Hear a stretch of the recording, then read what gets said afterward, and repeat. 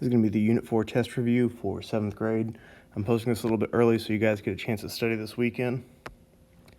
On number 1, it says, in Mr. Arthur's mathematics class, students were given a rectangular greeting card. The table shows the lengths of the area of each card. Which equation represents the rate of change between the area of a card y with side length of x? Rate of change is the only thing here that actually matters. It wants us to find our slope. So pretty much what we're going to do is we're going to take a look at our table that we've got here, and we're going to look at the change of y, and we're going to look at the change of x. Well, between 20 and 26, we only change by 6. And I'm going to actually change the side over to blue just so I can be consistent, because we're going to do change of y over change of x. So between 2 and 4 on the x side, we only change by 2. So now I'm going to throw in these numbers that I got. Change of y was 6. Change of x was 2, and 6 divided by 2 is just 3. So our slope, our rate of change, whatever you want to call it, rate of change, slope, m, all the same thing. It's going to be 3. All of these, no matter what you call it, it's still 3. So we're going to be looking for which one of these has a rate of change of 3. So we've at least got it down between these two. So now what we need to do is we need to try to figure out what the area is going to be whenever we count backwards. So if I back up by another 2 right here, that will get me at 0. That will tell me what my area is. So I'm going to back up by 2. I have to do the same thing on the proportional side. So if I'm backing up on the proportional side, I've got to back up by 6. And if I do 20 minus 6, I will get 16. So that is going to be B, or a y-intercept. And it doesn't look like we've got, except I screwed up. That's 16. 20 minus 6 is going to be 14. I messed that up in my head. So our y-intercept is going to be 14, like we got right there. So our answer choice is going to be A on number 1. On number 2, it says Eric conducted an experiment in his science class and recorded the data below. What is the constant of proportionality that relates the distance traveled y to the elapsed time in seconds x represented by this data? Again, it just says constant of proportionality, same thing as slope, same thing as m, whatever you want to call it, don't really care. Even unit rate's the same thing, usually. So now what I'm going to do is, this is going to be my x's will be here, y's will be here, and I'm going to look at how much they change by. Easiest way to do this one is from 0 to 3, well, clearly we change by 3. From 0 to 1, we change by 1. And we're still doing change of y over change of x. Got to make sure that you have that part written down, because if you don't, it's too easy to get mixed up. So that ends up being 3 over 1, which is just 3. So our slope is going to be 3. And number 3 says, while baking cookies, George knew that 1 tablespoon was approximately 3 teaspoons. He created the following table to help him convert between tablespoons and teaspoons. Which equation represents the constant rate of change to determine y teaspoons for x tablespoons? So again, constant rate of change, still slope, still m, still whatever else we've been calling it the last couple of weeks. So they give us an x and they give us a y. So guess what I'm going to be doing? We'll be doing change of y over the change of x. So what I'm going to do is I'm just going to pick a set of numbers. These here look easy enough to work with. So I'm going to change by, from 24 to 30, we're going to change by 6. From 8 to 10, we change by 2. So our change of y is 6. Our change of x is 2. And 6 divided by 2 is, again, 3. So now we're going to look at our answer choices and figure out which one has m, or our rate, constant rate, or our slope as 3. Well, the only one that has it as 3 is right here. This one here is a y-intercept. That would be B, not M. So that's why D is out. The other two don't make any sense at all. On number 4, the table below shows the relationship between H, the number of hours Katie worked, and W, the amount of wages she earned. Which equation represents the relationship between H, the number of hours Katie worked, and W, the total wages she earned in the table? So I know it didn't give us like a specific word that we're talking about, but it says the equation, which means that we're pretty much going to be looking for either B or M. Well, none of those have B, so we are clearly looking for M this time around. Whenever we have tables set up like that, that's going to be our X. This is going to be our Y, which means I'm going to do the same darn thing again. Change of Y over change of X. So now I'm looking at my y's. Right here, we change by 5. Over here on this side, we change by 2. So my slope is going to be 5 over 2. Well, this is the one time they didn't give us 5 over 2 because they're talking about money. So what I'm going to have to do is I'm going to have to do, oh, and you know what? I'm realizing that I messed up again on this. I wrote 5 because I wasn't really thinking all the way. From 15 to 30, it changes by 15, not 5. I was just being an idiot when I said that. So now that changes to 15 as well, just because that's still our change of y. So what I'm going to do is I'm going to do 15 divided by 2 in this case. Well, half of 15 is going to be 7.5. So the only one over here that works is going to be h, because it has, it's like, that's the equivalent of, just so you know, y equals 7.5x. And you don't have to do the correction there. I don't want you to correct that. I want you to stick with it the way it is.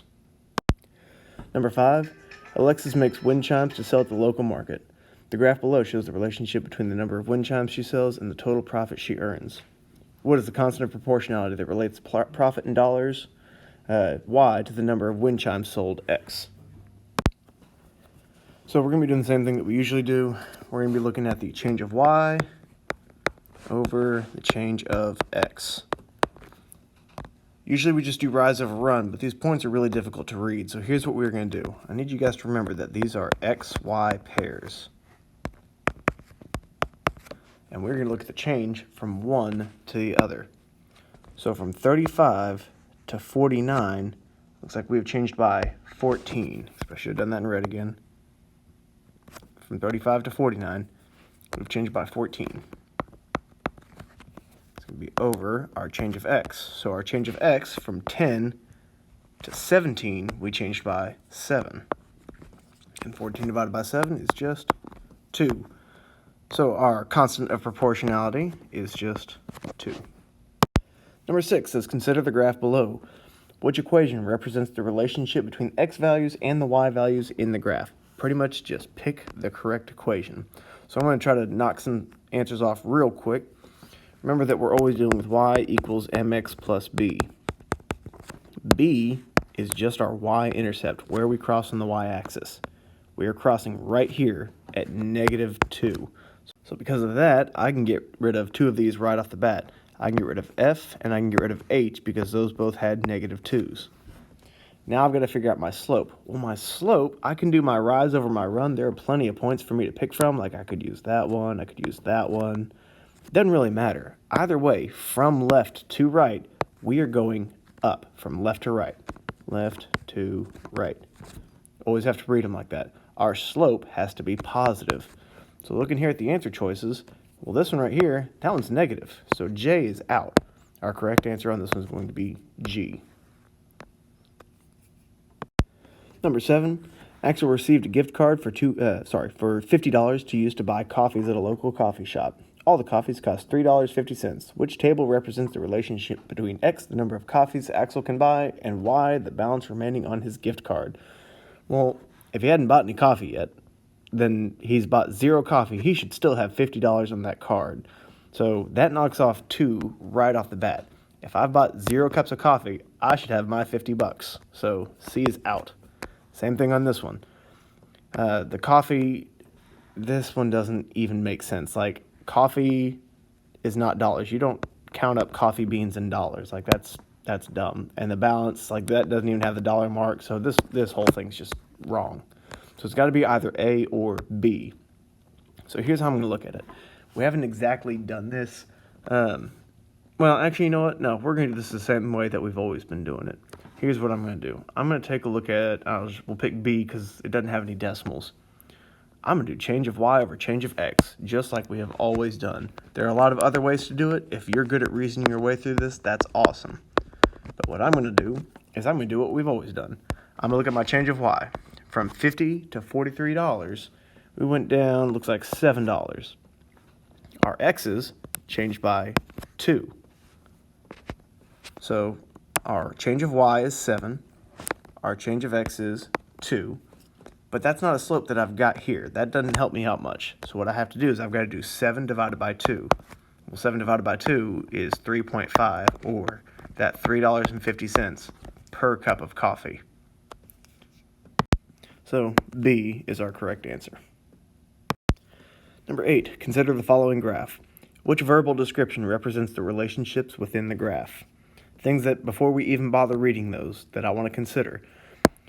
This graph is going to be positive because it's going up from left to right. Our y-intercept appears to be around -1, though this graph is kind of hard to read. So things that I want to talk about before we even get going on this. So f, a value x, is increased by a constant factor of 4 and subtracted by 1 to produce an output of y. So actually, the way they're talking about this, just off that first one, it sounds like we need to just go ahead and come up with the equation on this thing. So here's what I'm going to do. I'm going to zoom back in. We're going to come up with y equals mx plus b. So we already found b. B is that -1 right there. And these others, well, we have y equals, we got to figure out what m is right now. So I'm going to erase a little bit of what we got here, and we're going to make this a little bit easier to read. We got to get a couple of points on here first. So there's that -1. That one's perfectly fine. And it looks like the next point that we can read is right here because it goes through those crosshairs. So my change of y is going to be up 1, 2, 3, 4, and we are going to run 1. So our slope is just going to be 4 over 1.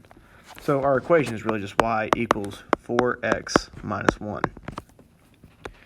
All right, so back to f because I already forgot what it said. So a value of x is increased by a constant factor of 4. That sounds good so far. And is subtracted by 1 to produce an output of y. That actually sounds perfect. I do want to read through these other ones. I'm just going to kind of barely shade that one, and let's check out these others. G, a value of x, is increased by a constant factor of 4, still good, and added to produce 1. Well, we have a subtraction. That's not it. That one's out. H, a value of x increased by a constant factor of 1. We already said it was 4, so that one's gone. And J, a value of x is decreased by a constant factor of 1. Well, our slope is positive, so it's not getting decreased, and it's definitely not a constant factor of 1, so J is also out. We are definitely going to go with F on this one. Number 9, a certain cookie recipe calls for 3 cups of flour to make 1 batch of cookies. Which graph represents the relationship between the amount of flour and the number of batches of cookies that can be made using this recipe? So before I even bother going through all of those, I'm going to go, oops, I'm making extra marks on here. The cookie recipe calls for 3 cups of flour to make 1 batch. That's already our ratio. So for every 3 cups of flour, we can make 1 batch of cookies. So looking at these, our batches of cookies, that's our y-axis. So we're going to have to be really careful with that. So 3 cups of flour. So here's what I'm going to do. I'm going to zoom in here. 3 should be right about here, right? So that already looks really, really good. That's 1 batch of cookies for 3 cups of flour. Let's keep checking these out, though. On B, let's see, we needed how many? 3 cups of flour? Well, 3 cups of flour is way the heck up here. That one's not going to work. That one's out. On C, here are 3 cups of flour. Well, here's 1 right here. We go up. That would be close, but this one goes a little bit too high. So we gotta look carefully. C is also out. And then on D, here are my 3 cups of flour. That, according to that recipe, you can make a ton of cookies. So that one's out. So our answer is definitely going to be A on this one just by simply reading the graph. Number 10. American black ducks migrate a great distance every year. A typical bird will travel 2,130 miles in 30 days. Which of the following best represents the trip with a constant unit rate of travel? So to find out that constant rate, we're just going to take the number of miles and the number of days, and we're really just going to divide those. So we're going to take that 2130, and we're going to divide it by 30. So 30 can't go into 2, 30 can't go into 21, but it can go into 213. So our first number is going to be 7, because 7 times 30 is going to give us 210. We have 3 there, we bring down the 0, and then 30 can go into 30 one time. So 71 is what we're looking for. So F doesn't make any sense, because we got 71, not 83. That one is out. On this one, well, at 1, we should be at 71. So here's 1 day. There's no 71 there, so G is also out. H, well, here's what I'm thinking. I'm thinking we're going to do, well, actually, none of these actually even go to 71. This one's no 71. There's no 71 over there. J is out. It's going to have to be H, but here's why. If my slope, if M is 71, 1 times 71 gives me 71. 2 times 71 would give me that 142. 3 times 71 gives me 213. And 4 times 71 gives me that 284. So our answer is definitely going to be H on number 10. Number 11, an architect is making a scale model of a house. On the model, 5 inches represents 2.5 yards. Which graph represents the same relationship? This is just reading a graph. We don't really have much to go through and figure out. So we're going to try to find 5 inches for 2.5 yards. So here's 5 inches, and that goes all the way up to 20 yards. That's out. That makes 0 sense. So here's 5 yards, and that's about halfway. I could believe that. I'm going to put a question mark there. That's a very possible choice. Here's another 5 inches, but we get 10 yards. That is definitely out. And here again, 5 inches. Well, that'd be 5 yards. We're looking for 2.5, so that one is also out. Our answer is definitely going to be, I guess it's B. Whatever, I'm just going to circle that whole thing because B seems to be missing. All right, number 12. Adrian is designing a map of a garden for his social studies class.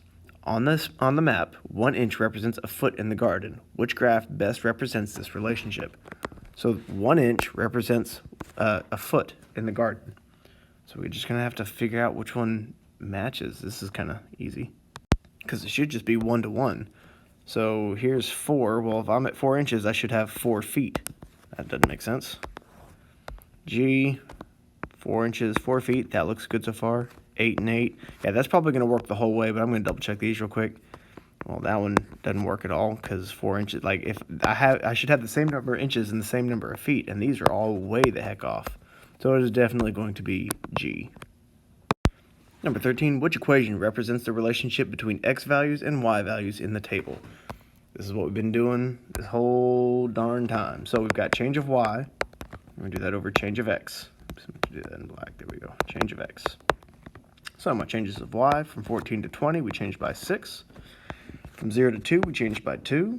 So it's just going to be 6 over 2. Oops, except I'm not sure what that is. There we go, over 2. And 6 divided by 2 is just 3. So our slope has to be 3, and they're both going up, so it's either going to be this one or it's going to be that one. Last part is we got to figure out what our y-intercept is. Wherever x is 0, that's our y-intercept. So it is a plus 14 or positive 14. It's going to be D. Number 14.